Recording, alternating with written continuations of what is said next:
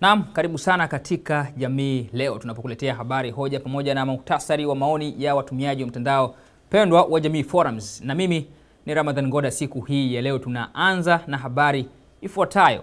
Habari ya kwanza ni kuhusiana na muuzaji wa MV Dar es Salaam. Yeye amekubali kurekebisha kivuko kwa gharama zake. Undani wa habari hii tunaambiwa kwamba muuzaji wa kivuko cha MV Dar es Salaam yeye amekubali wito wa TEMESA kurekebisha mapungufu yaliyomo katika kivuko hicho kwa gharama zake kwenye kivuko ili kufanana na mkataba wa mauziano. Ikumbuka kwamba serikali ilikataa kupokea kivuko hicho kilichogharimu takriban bilioni 8 baada ya kuwa na mapungufu kadhaa kama ilivyobainishwa na mafundi pamoja na ripoti iliyotolewa na CAG. Mkurugenzi wa biashara wa kampuni ya JGH Marine Group East Africa, Bwana Andres Gotap, amekiri kutekeleza maagizo ya mkataba huo wa marekebisho. Hiyo ni habari yetu ya kwanza, na kinachofuata sasa ni kwenda kuangalia takwimu zetu kwa siku hii ya leo. Kutokana na habari hiyo, maoni 1048 na zaidi tuliweza kukusanya, huku 77% wakiwa wanahoji ilikuwaje serikali ikapokea kivuko kibovu. 23% wamepongeza ofisi ya CAG kwa kufichua uovu huu. Maoni ndio yanayofuatia sasa, na anayefungua kutoa maoni ni Mr. Zero, yeye akisema kwamba hicho kivuko kilinunuliwaje na kuletwa bila kukaguliwa kwanza. Anauliza hivyo, lakini anasema naamini hata ndege tunazozinunua lazima wataalamu wetu waende wakazikague kwanza kuridhia kuwa zinafikia viwango kabla ya kuletwa. Hivyo ndivyo anavyohitimisha maoni yake.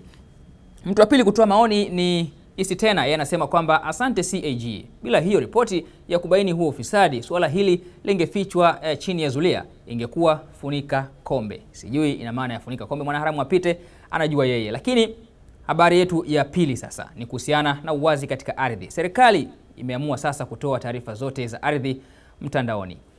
Katika moja ya mikakati ya Open Government Partnership, yani OGP, awamu ya 3, serikali imesema kufikia 2018 taarifa za ardhi kama vile viwanja kwa ajili ya makazi, viwanja kwa ajili ya mashamba, viwanja vitakavyotolewa hati, viwanja vilivyotolewa hati ya umiliki na taarifa nyingine kuhusiana na swala zima la viwanja zitakuwa wazi kwa kila mtu kwa kupitia mtandao wa Open Data. Zaidi ya hapo, mwananchi atakuwa na uwezo wa kulipia hapo hapo mtandaoni baada ya kupata taarifa ya kiwango anachodaiwa katika huduma ya ardhi. Yaani unajua gharama unaodaiwa na kisha unaweza kulipa hapo hapo mtandaoni. Takwimu zinaonyesha kwamba tumekusanya zaidi ya maoni 50,200, huku 76% wakiwa wameukubali mradi huu na kushauri masuala mbalimbali. 24% wameona hautawafaa wananchi wa vijijini kutokana na wao kukosa huduma ya internet. Wadau wanasemaje?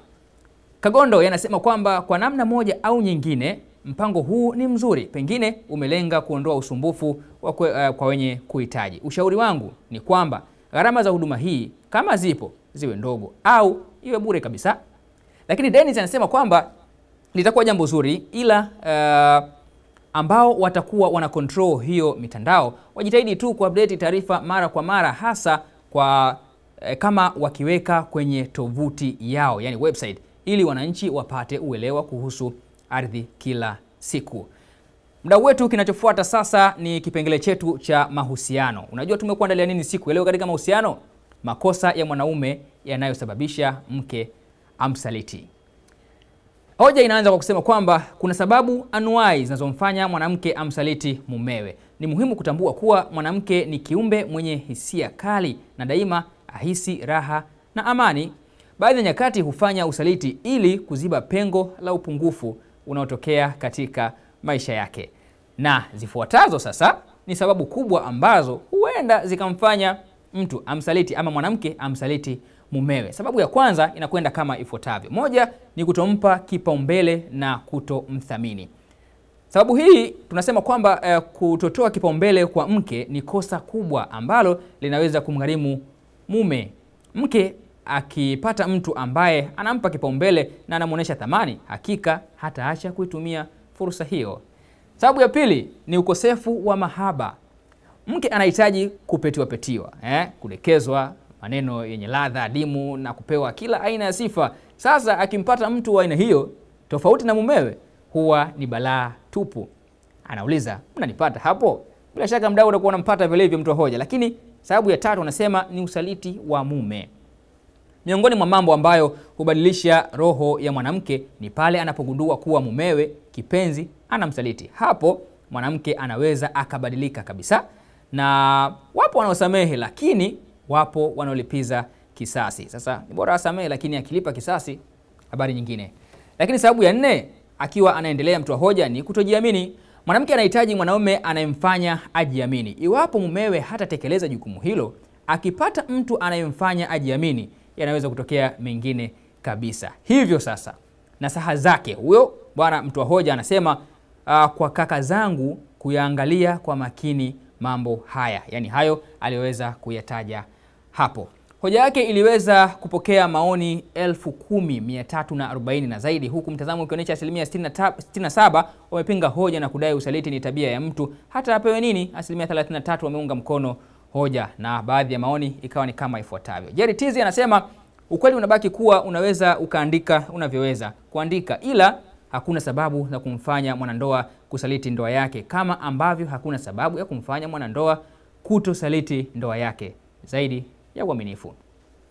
Wakwetu Ngirini anasema kwamba kuna sababu ya msingi pia ambayo ni familia ya mwanamke aliyotoka. Kama wazazi walikuwa wana maadili, vivyo hivyo hawana maadili, vivyo hivyo mkeo atakuwa mwaminifu, na vice versa is true. Ndio anapomaliza kwa kusema hivyo.